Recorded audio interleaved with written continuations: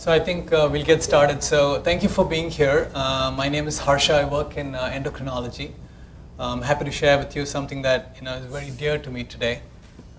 These no conflicts of interest. Here are the objectives. So we're going to talk about diagnosis, evaluation, and management of your patients with gestational diabetes, and using the best available evidence out there, and also what can we do to decrease the risks of gestational diabetes by counseling your patients on weight management before, during, and after pregnancy. So I'll start with the number of Americans that are diagnosed with diabetes, clearly increasing across the years. And what is the age-adjusted, prevalence of obesity and diagnosed diabetes among adults? Clearly that went through fast. It's not been happening so fast though. So the more red you see, that's clearly a higher prevalence. We're talking about a prevalence that's more than 25% in several states. Now, why is that of concern to us as we talk about gestational diabetes? So this is increasing trends of obesity among children and adolescents. Looking at data from the 70s through 2011, 2012 here. And that's nearly 12.5 million kids with obesity, and that's exactly like 12.7 million too much. So what about the trends in obesity, prevalence among children and adolescents? Looking at it in a different perspective. So this on the left is in age along the x-axis in years, and along the y-axis is BMI. You're looking at data from the 80s. This is 88 to 94, and comparing that to data from 2011 to 2014. The straight bar here is the 50th percentile, and the 95th percentile is the dotted bar here. So as you clearly notice, among males and among females, you notice this trend. The 50th percentile is about the same across this time period. But look at the 95th percentile, clearly rising both in boys and in girls. So I bring this slide up to point out that there are ethnic and racial differences in obesity. Look at this, nearly 1 in 4 Hispanic or black kid with obesity, and that's really concerning. Now, the youngest kid to be diagnosed with type 2 diabetes related to obesity, 3 years old. I mean, I dread to be in the shoes of the physician talking to parents about, their 3-year-old kid having type 2 diabetes. I mean, this is why we're here today. All right, so I want to bring up this article. Some of you might have read this in Time. How the first 9 months of shaped the rest of your life. Kind of really the new science of fetal origins. And this concept of the thrifty gene hypothesis put forward by Hales and Barker, and also the more recently the developmental origins of health and disease, and how the intrauterine environment, both in terms of overnutrition and undernutrition, can cause changes in genes and epigenetic changes that might influence somebody's risk for cardiometabolic disease later in life. We're talking diabetes, we're talking obesity, we're talking about the risk of heart disease. Let's go through this. So you have pregnancy, and then you have the intrauterine environment. You could be overnourished or undernourished, and that leads to changes in genes. And then you have postnatal adaptations, and then you go through adulthood. And what happens in adulthood may have actually started before pregnancy, during pregnancy, after pregnancy.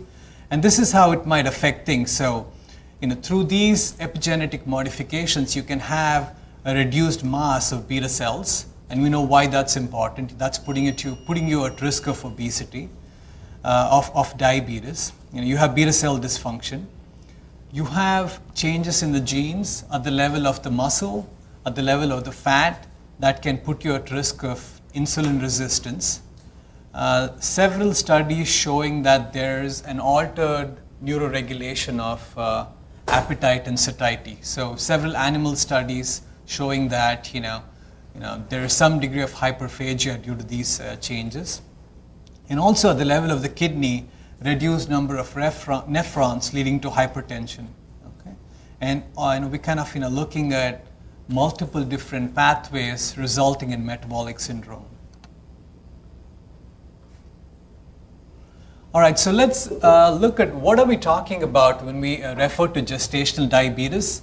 So historically, gestational diabetes was defined as the first recognition of glucose intolerance during pregnancy. Okay, now this held well at a time when people, women entering into pregnancy were not obese or diabetic to begin with, or had pre-existing glucose intolerance. Now a large proportion of women entering pregnancy already have obesity, already have diabetes, and maybe even pre-existing pre-diabetes. So, really the term refers to onset of glucose intolerance in the second half of pregnancy. Okay?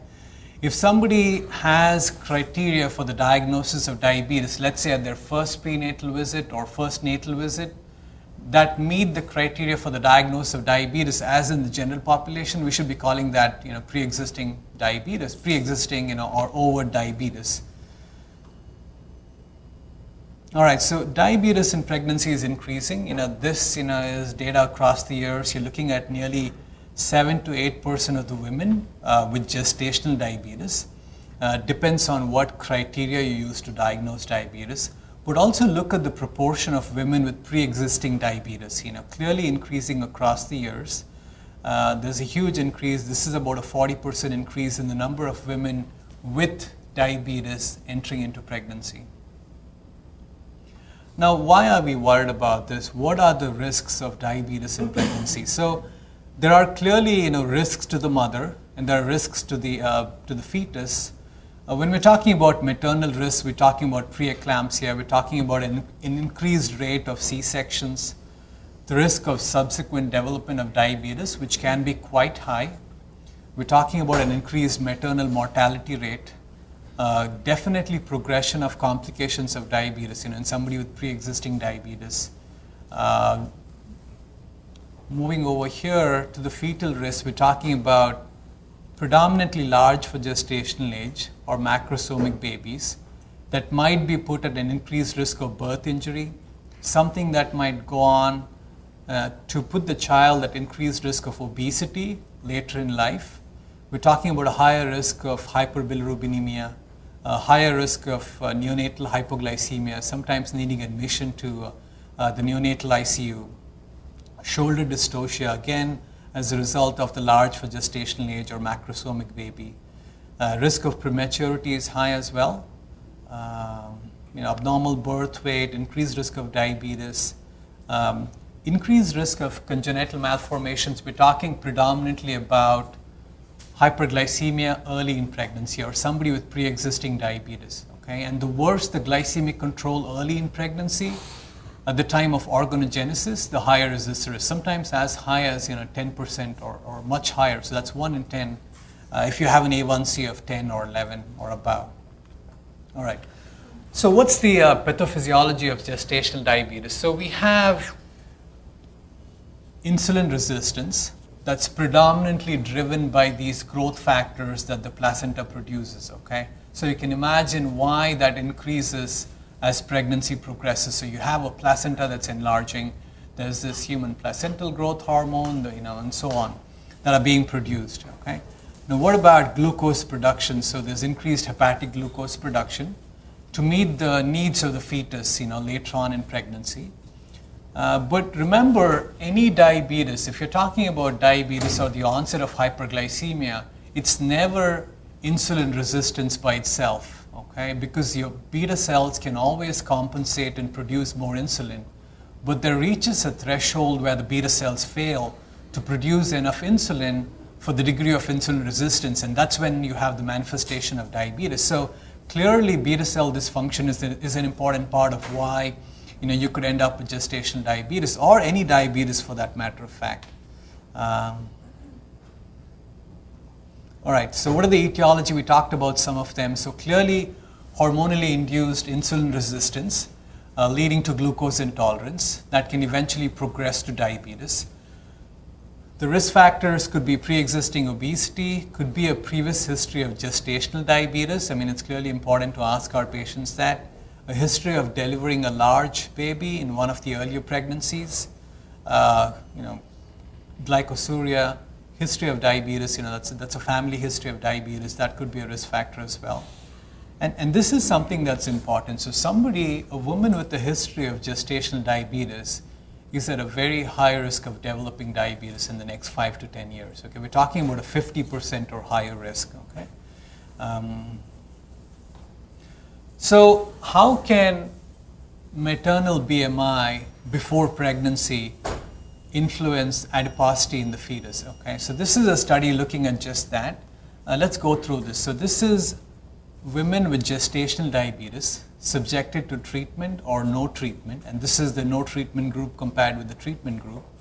And within those groups, they're looking at what influence the maternal BMI before pregnancy had on, a variety of outcomes. So this is BMI less than 30 compared to BMI greater than 30. And if you look here, I want to focus your attention on the neonatal fat mass or percentage fat mass. So clearly, a much higher risk of neonatal adiposity or fat mass if BMI before pregnancy was greater than 30, and the same with percentage fat mass. And if you look at the treatment group, maybe by subjecting these women to treatment during pregnancy, you may decrease the risk of that being significant, if maternal BMI contributed to it or not. All right, so that was the risk of pre-pregnancy BMI contributing to neonatal adiposity. What about weight gain during pregnancy? So we established that if the mother was obese before pregnancy, there's a higher risk of a macrosomic baby and a higher risk of neonatal adiposity. What does gestational weight gain do? So this is essentially the same study looking at the same treatment groups versus no treatment and comparing somebody who gained weight normally or kind of in a normal range during pregnancy and comparing that to excessive weight gain. And again, the same data here, looking at birth weight and neonatal adiposity, there's a clear increase in risk of neonatal adiposity when there's excessive gestational weight gain. All right, what about the origins of non-alcoholic fatty liver disease? Can it have something to do with what happens during pregnancy? So these are 2-week-old infants put into an MRI machine. This is what happened, 2-week-old, put into an MRI to look at hepatic liver fat, okay, or hepatic fat. And you find that, when you are the infant of an obese or GDM mother, you have increased hepatic fat, okay? This is by MRI. MR spectrometry to be more specific, and that risk of having more fat in the liver increased as the maternal BMI increased. Okay. All right. What about we're going back to gestational weight gain and pregnancy outcomes? The Institute of Medicine has put out guidelines on what are adequate or appropriate, weight gain, recommendations during pregnancy, and if you gained weight above these recommendations, and we'll go by, we'll talk about what they are, you have a higher risk of, gestational hypertension, preeclampsia, C-section, a higher risk of, preterm birth, a higher risk of large for gestational age baby. So multiple adverse outcomes with excessive gestational weight gain. Now, we talked about the increased risk of diabetes later in life. If you have, if mom had maternal obesity or mom had gestational diabetes. Now, what might be going on? What are the underlying mechanisms? Okay, and this study looks at that. Essentially, what they're looking at is several subgroups. Okay, this is offspring of gestational diabetes mother. This is an offspring of type 1 mother. Offspring of somebody with no gestational diabetes but had risk factors to be screened for gestational diabetes, but that screen was negative. And this is offspring of background population, or you can think of it as control. And this essentially here is looking at several different markers or mathematical formulae to assess insulin sensitivity and insulin resistance. Okay, these are quite complex, but essentially this is the gist of it. Okay, you're looking at how sensitive somebody is to insulin. You're looking at what the ability of the beta cells is to produce insulin, and you're looking at something called the disposition index. So this is what the disposition index is. Okay, you can measure somebody's total insulin, and that could mean nothing. But when you measure insulin, factoring in what the pre-existing insulin resistance is, that means more. So it's a good marker of assessing beta cell function for the pre-existing level of insulin resistance. Okay, so essentially what we're looking at in this study, the findings are: if you were born to a gestational diabetes mother, or if you were born to even a type 1 mother, your ability to produce insulin, okay, and respond to that insulin was lower. Okay, which means you had more insulin resistance and you had a lesser ability to produce insulin, or an index of the beta cell function. Okay, and that's concerning. And if you look at these trends, clearly the highest risk would be in offspring born to gestational diabetes, but it also happens in offspring born to type 1 diabetes mothers. And clearly there's an increased gradation of this risk across these 4 populations. All right. Now, how do we diagnose gestational diabetes? Okay, so this is the ADA criteria. There couldn't be a topic of greater controversy. Okay, if you had to get an OB and an endocrinologist to argue about something, invite them for tea and get them to talk about the diagnostic criteria for gestational diabetes. Okay, that's what you need to do. So this is the ADA criteria, and essentially they're saying you could either use one or the other. Okay, the first one is a one-step strategy, and the second one is a two-step strategy. Okay, some of you might have already done this. How many of you treat mothers with pregnancy or pregnant women in their clinics? Okay, and how many of you have made a recommendation? Talk about or counsel your patients on weight gain during pregnancy, just by show of hands. Okay, all right, okay. So again, this is the one-step criteria, looking at fasting glucose, looking at the 1-hour and 2-hour glucose, and if one of these is exceeded, then you have gestational diabetes according to this one-step strategy. By the two-step strategy, essentially you're looking at both these screening methods are for women in pregnancy at about 24 to 28 weeks of pregnancy. Okay. With the two-step strategy, you're looking at a screening test, which is the 50-gram glucose challenge test, and then going on to the confirmatory test, which is the 100-gram glucose tolerance test. Okay, the Carpenter-Houston criteria is one that's most commonly used, and these are the numbers.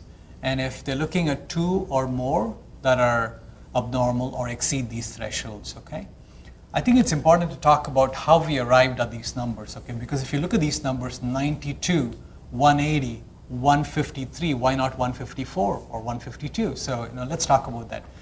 So this is based on a large observational study called the Hyperglycemia and Adverse Pregnancy Outcome Study, or the HAPO study. It might be something that you have heard of. This is an observational study in nearly 23,000 women, so a really large observational trial.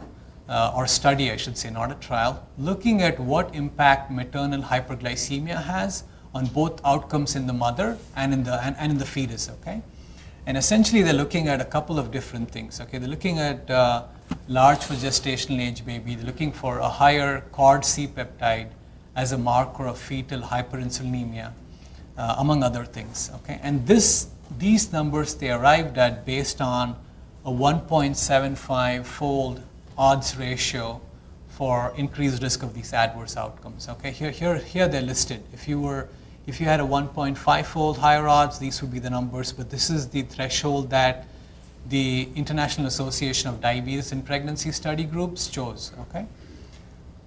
One more point I would like to make is these criteria. Okay, how did we arrive at these numbers? So this is based on prediction of type 2 diabetes in the mother. Okay, that's what these numbers are based on. This is a 2 standard deviation above the mean to predict what the risk of type 2 diabetes might be in women who had gestational diabetes. Okay, that's why these criteria are formed.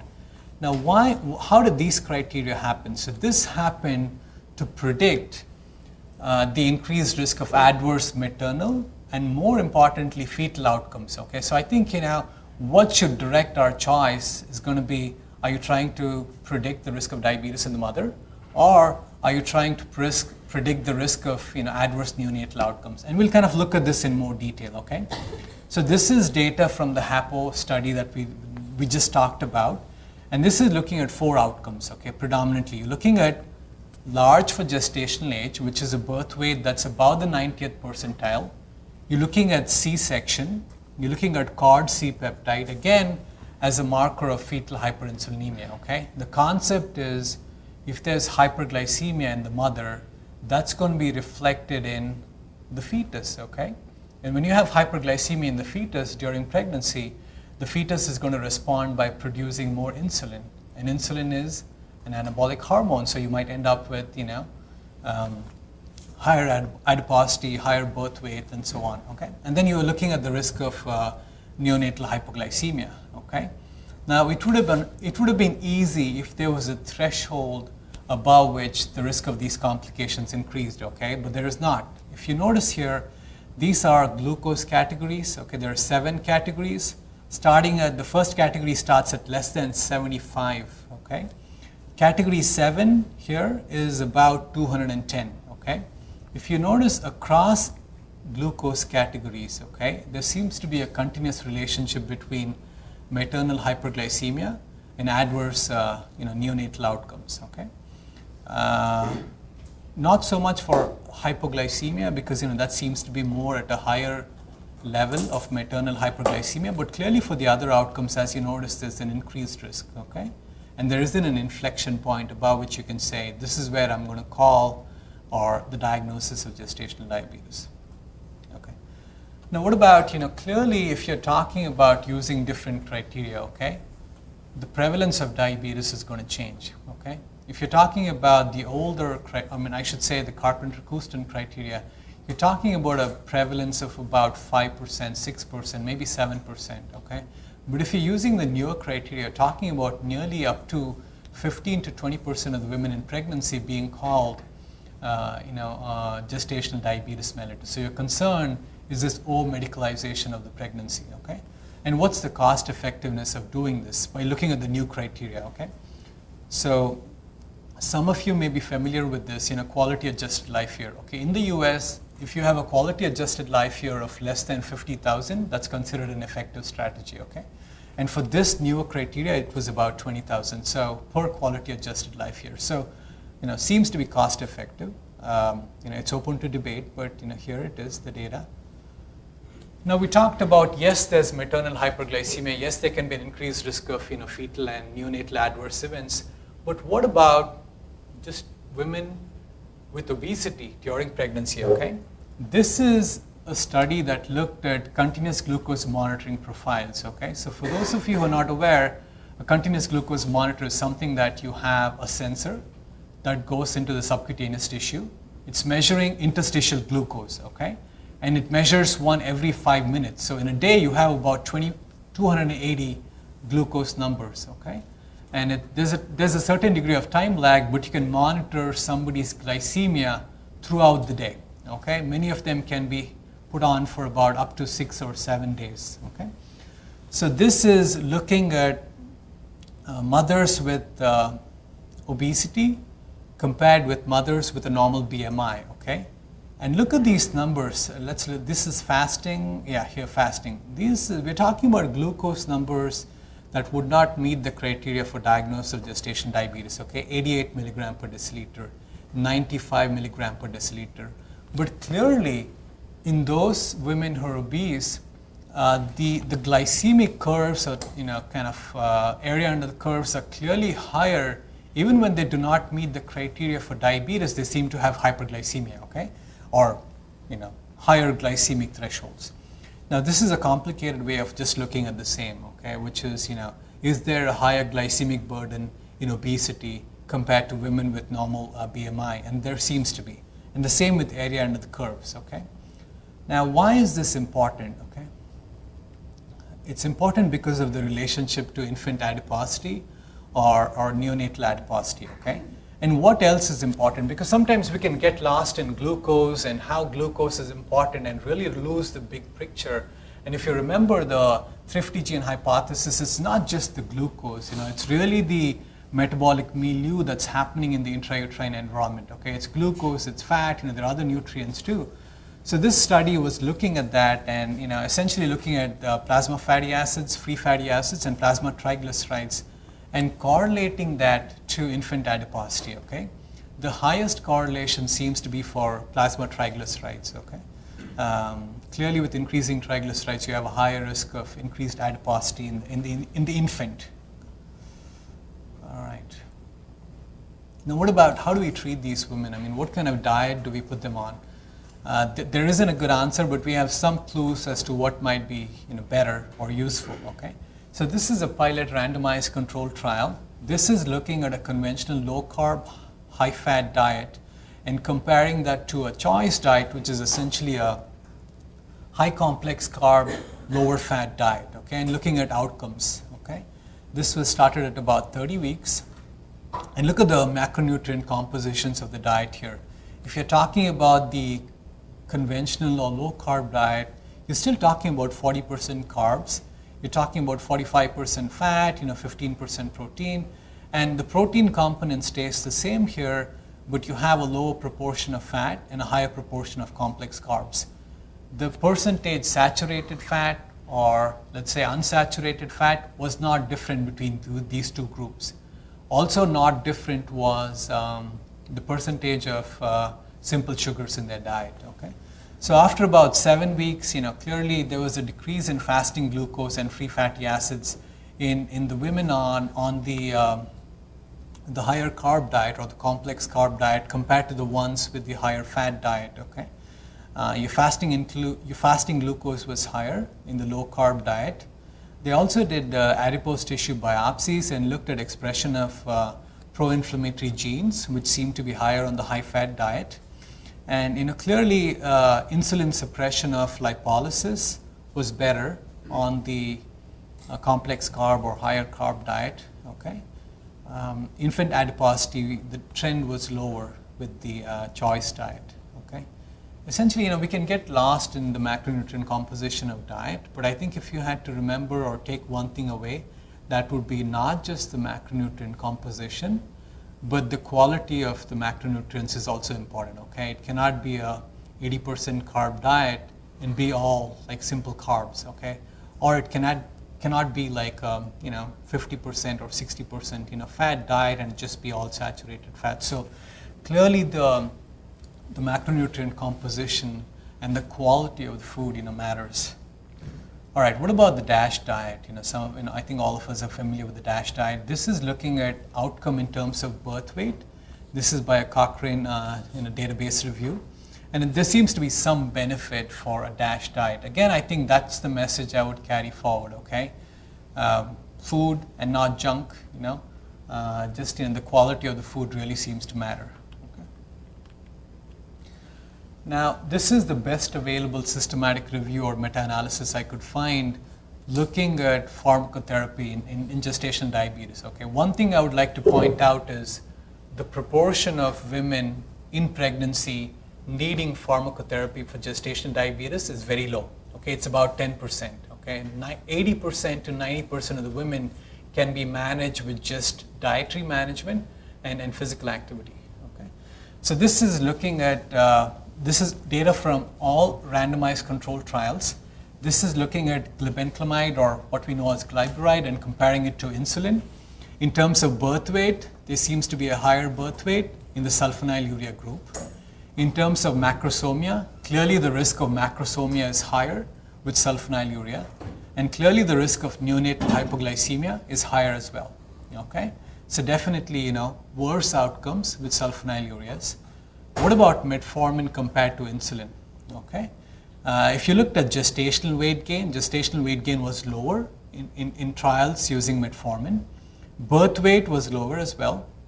What about the age of delivery? The age of delivery seemed to be very slightly lower, but this is may be concerning, which is the risk of preterm delivery. Okay, we don't know what that exactly means, but with metformin that seems to be a signal.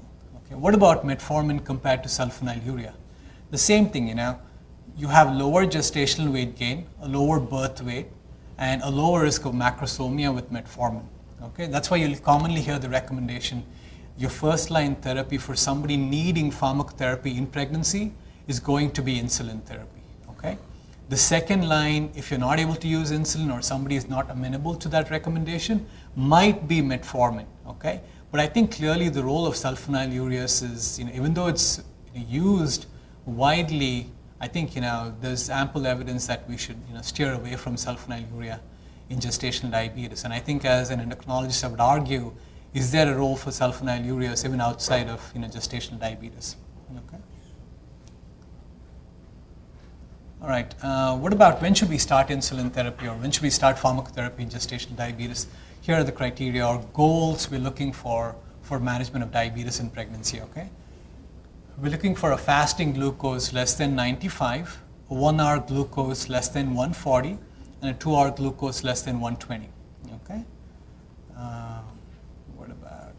What about the types of insulin during pregnancy? The most common ones you'll hear being used are NPH insulin as the basal insulin, and either Aspart or Lispro as the bolus insulin. Okay. Both NPH insulin and Detimir have a pregnancy category B. But glargine has a pregnancy category C, and that's because it's not been well studied. Okay, there is a theoretical concern that glargine might bind to insulin growth factor receptors and might increase the risk of macrosomia. But really, none of the studies have demonstrated that, and not just that. Insulins in general, the analog insulins, they do not cross the placenta. Okay, so essentially, you're talking about something that's limited to the maternal circulation. All right. And I think regular insulin, as much as possible, unless you have somebody with a higher degree of insulin resistance, we try and avoid because of a later onset of action, a later peak than actually the meal, and then a much longer duration of action. Okay, putting somebody at a higher risk of hypoglycemia, especially in somebody with a lower insulin total daily dose.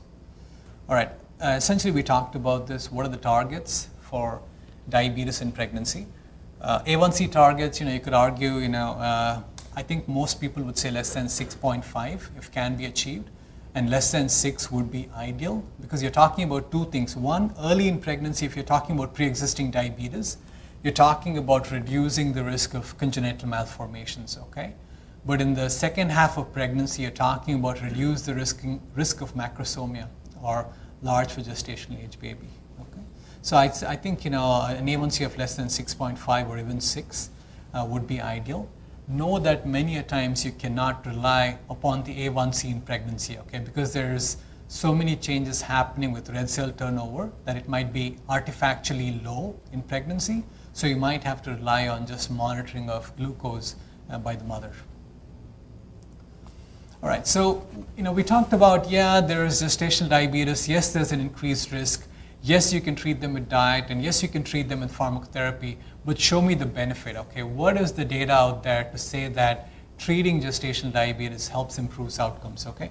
This is the Australian carbohydrate intolerance study, and this is a randomized controlled trial looking at outcomes in both the mother and the fetus when you treat women with gestational diabetes, okay? Again, the same story, a very small proportion of women needed treatment with pharmacotherapy. Most of them were managed by diet and lifestyle change. Okay? So essentially looking at the primary outcome, which was this composite of serious perinatal complications. You're talking about death, shoulder dystocia, fractures, nerve palsy. Look at almost very few outcomes or events in the intervention group. Talking about 0. Most of them were shoulder dystocias. Comparing it to the routine care group, where there was about a 4% risk of these serious complications, whereas in the intervention group that was lowered. Okay. Now what about secondary outcomes? Okay, birth weight, large for gestational age, macrosomia. Look at the intervention group. So clearly there was a decreased risk of these adverse neonatal outcomes when subjected to intervention. Okay. And there wasn't an increase in small for gestational age. And this is important, and we'll come to that. All right, so you showed me one trial, I need more, show me some more data, and here is some more data, okay? So this is the MFMU network study, again, regarding the treatment of mild gestational diabetes, okay? If you looked at a composite primary outcome, there wasn't a difference between these groups, though there was a trend, but there wasn't, it wasn't statistically significant. But if you looked at secondary outcomes in terms of birth weight, or a birth weight more than 4 kilograms, that is macrosomia, a large for gestational age, which we talked about, more than 90th percentile, or even fat mass, there was a clear benefit in the treatment group as compared to the control group, okay? Now you might argue, looking at the birth weight, 3,300 versus 3,400, that's a difference of about 100 grams. Does it really matter, okay? And 100 grams, might be nothing to us, but then to the infant, that clearly matters, okay? There's a lot of basic science, animal studies showing that exposure to an adverse maternal environment can actually affect how mesenchymal stem cells differentiate, okay? Into that it might cause these stem cells to differentiate more into an adipocyte lineage than into, let's say, osteoblasts, okay? Clearly, that is, I would say, a significant, something we'll have to keep in mind, okay? So yes, there are 2 randomized controlled trials showing that there is a benefit when you screen, diagnose, and treat gestational diabetes, but how is the long-term data, okay? Is there any long-term data? So this is essentially the same trial, looking at these kids about 10 years from birth, and looking at are the outcomes any different? And the only difference was in girls that their insulin resistance was lower and their fasting glucose was lower. You can even make the argument 87 versus 89. Is that just statistical significance versus clinical significance? But we do not have enough data to show that, at least until 10 years, to show that there is a change in outcomes when you treat a mild gestational diabetes. Okay. I thought this was interesting. So whenever I think of the United States Preventive Services Task Force, I remember 2 things: recommend against, insufficient evidence. Okay, so I was actually, I was happy to see that they do recommend screening for gestational diabetes. I like green. So this is essentially what they mention in the treatment. As far as the screening test goes, they talk about, essentially 2 strategies, either the 1-step or the 2-step method. And I want to read what they mention in the treatment. So initial treatment includes moderate physical activity, dietary changes, support from diabetes educators and nutritionists, and glucose monitoring. Okay? If the patient's glucose is not controlled after these interventions, she may be prescribed medication, either insulin or oral hypoglycemic agents, have increased surveillance in prenatal care, and have changes in delivery management. Okay? All right, so we talked about a higher risk of adverse outcomes in both the mother and the fetus if there was a higher gestational weight gain. Okay? Now, what are the recommendations from the Institute of Medicine as to how much somebody should be gaining during pregnancy? And that's going to be dependent on what pre-existing maternal BMI is. Okay? Clearly, for somebody, a mother who's underweight, you are going to recommend a higher gestational weight gain, as opposed to somebody with obesity that you're going to recommend a lower gestational weight gain.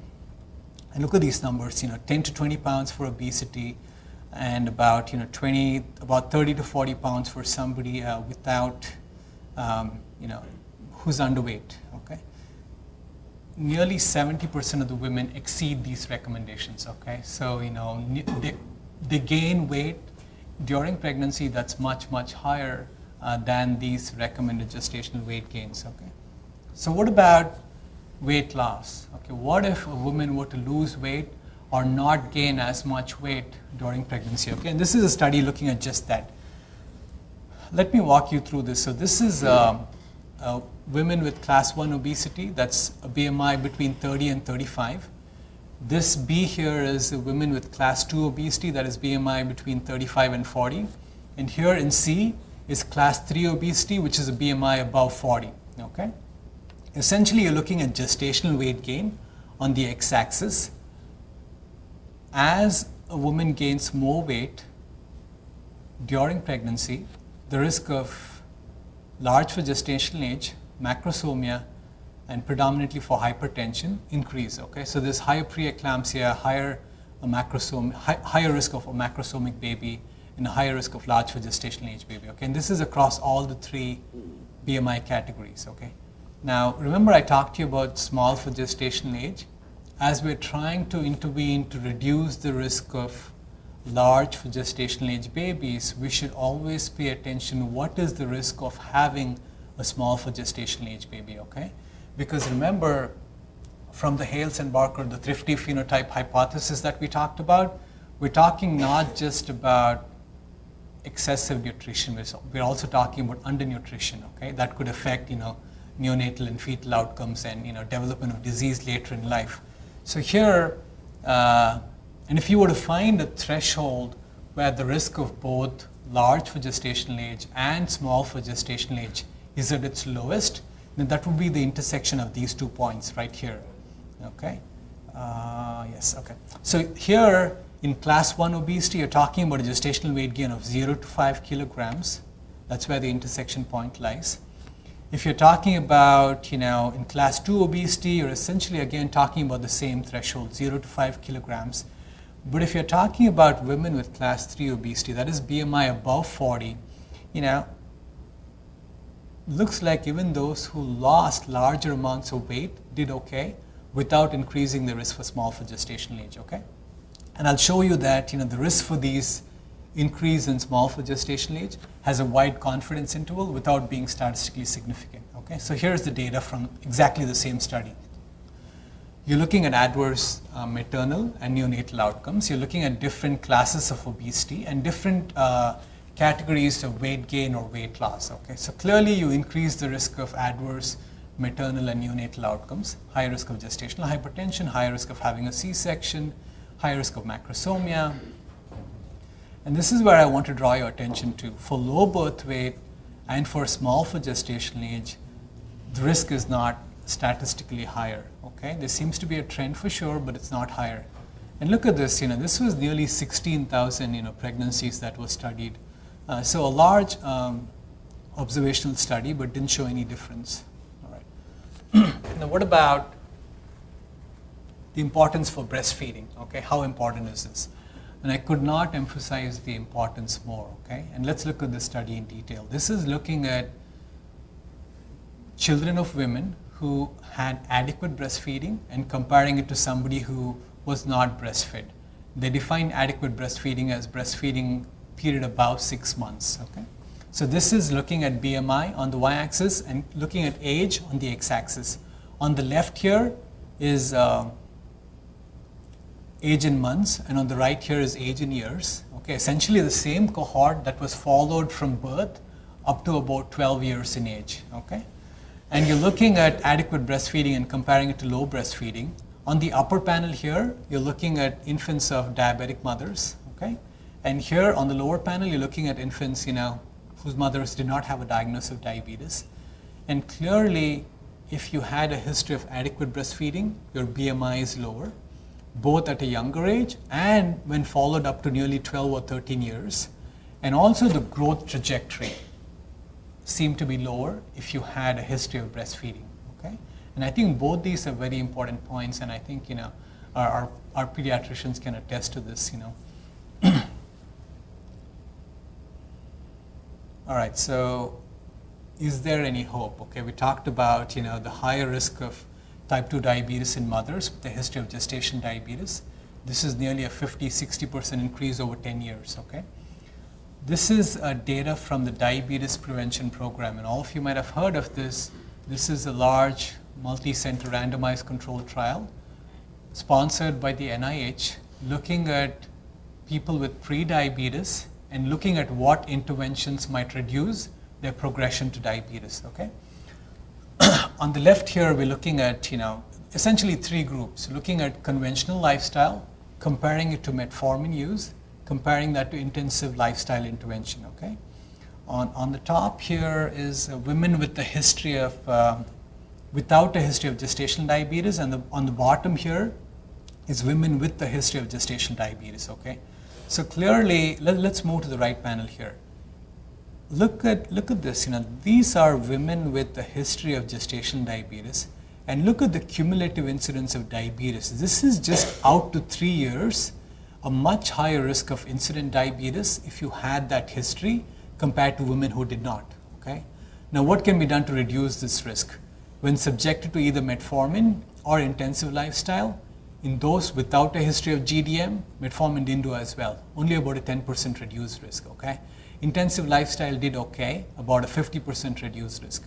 But look at this, in women with gestational diabetes history, both metformin and intensive lifestyle intervention, nearly a 50% reduced risk of incident diabetes. Okay, so clearly metformin did better in those with a history of gestational diabetes, even though to begin with, they were at a higher risk of incident diabetes. Okay, and when we talk about weight loss, we can get kind of lost in what personal goals are and what the goals for benefit to somebody's health is. Okay, typically across all studies, okay, you're talking about a 5 to 10% weight loss to benefit somebody metabolically. Okay, somebody might want to get back to their pre-college weight, and that might be their personal goal.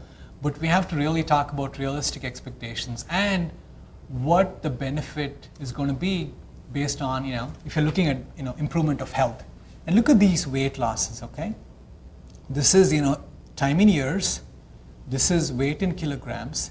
The metformin group and the intensive lifestyle group, look at this, 2 kilograms weight loss at the end of 3 years, okay? 4 kilogram weight loss at the end of, 3 years. And essentially the same in this group as well. We're talking about a small amount of weight loss that can be sustained to lead to a health benefit as far as decreasing somebody's risk of type 2 diabetes goes, okay? And this is really important to emphasize and put across, all right? Let's see, how much time do we have?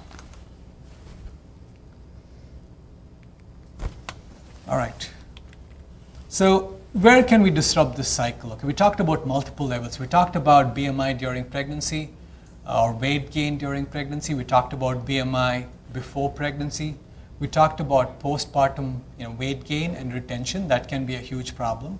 So at multiple levels, you seem to increase the risk of adverse outcomes. Okay, and these are all potential targets that we can kind of look to intervene with. Okay, and I just showed you data in women with a history of gestation diabetes in the DPP trial, showing how important lifestyle intervention and metformin use was. Okay, so I thought this is from a Chinese medical textbook. So this was 2600 BC. I'll read this. So, superior doctors prevent the disease.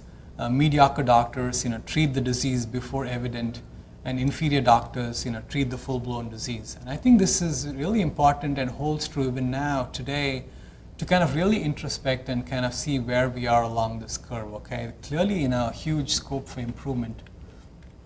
So this is what we're trying to prevent, okay? This is the objective of this talk. What can we do to not supersize, okay? All right. Well, there are a few things that are absolute in life, let alone medicine, except this one brand of vodka that I found, So, even though there might be a lot of, muddling of the evidence and, not a clear picture as far as, definitive outcomes go, I think still at the end of the day, we have to take care of patients using the best available evidence. Okay, that's essentially what it comes down to. And here are my summary slides. Essentially, recommending counseling about weight before pregnancy, during pregnancy, and after pregnancy, okay, to prevent weight gain, okay? I think there's enough evidence to recommend weight gain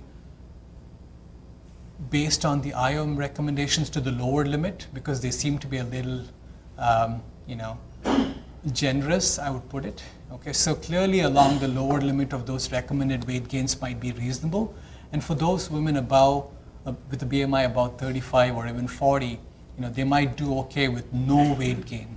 Okay, clearly recommendation for breastfeeding in all women. Clearly, I showed you the evidence. There is very good evidence for that, and avoiding postpartum weight gain and retention. Okay. All right. So thank you very much. I'm happy to take any questions. Concerns, comments.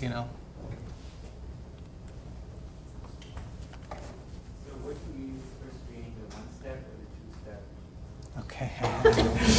All right, that's a $64,000 question, but I use the one step. Okay. A lot of my colleagues, might disagree. But I think that's the one that has the most evidence if you're looking at predicting adverse neonatal outcomes scores. Okay. Many of the obstetricians will argue that that's overdiagnosis. Okay. But I'm happy to field those questions. So yeah. What it comes down to is the stakes are just too high. Maybe we did okay 20 years ago if we had that criteria, or even 10 years ago. The demographics of women entering into pregnancy in the US is rapidly changing. Okay, we're talking about 2 in 3 women entering into pregnancy either overweight or obese. Okay, the minority in the US is people with a normal birth weight. Who are these people? Where are they? I mean, this is the minority category. We're dealing with overweight and obesity all the time. What's wrong with these people who are quote unquote normal birth weight? That's the situation we're having right now. Okay, and that's the reason why I use the one step. Okay. Other questions, comments?